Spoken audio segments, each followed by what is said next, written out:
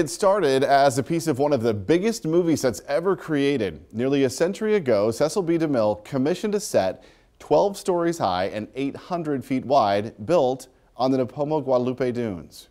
More than 3,500 people were brought in to work on DeMille's epic silent film, The Ten Commandments. After filming wrapped, the set was too big to move, so it was buried in the sand, where it stayed until 2012, when director Peter Bronson set out to find the buried treasure for a documentary.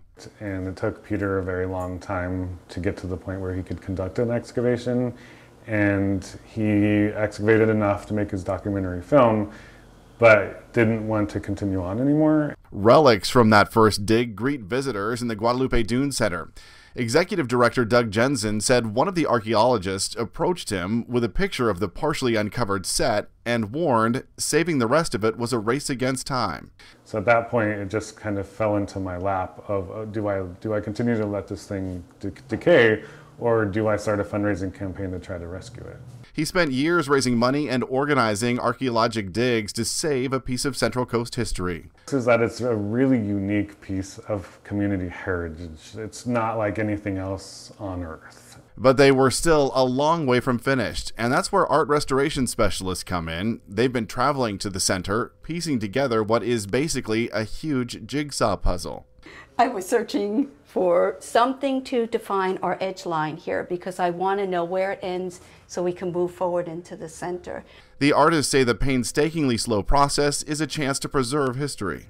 But this is a rare treat, and the fact that Doug Jensen has been able to continue to raise money to try to continue to excavate larger and larger pieces, and this last time we were very successful.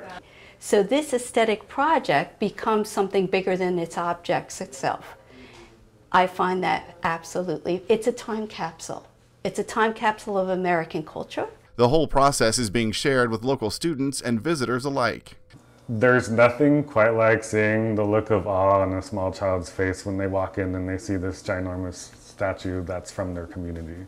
And those faces make it all worth the effort. And I'm honored to work with a great team of people. Doug and his intentions are also magnanimous in that way.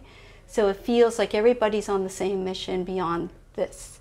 People of the Central Coast making a difference.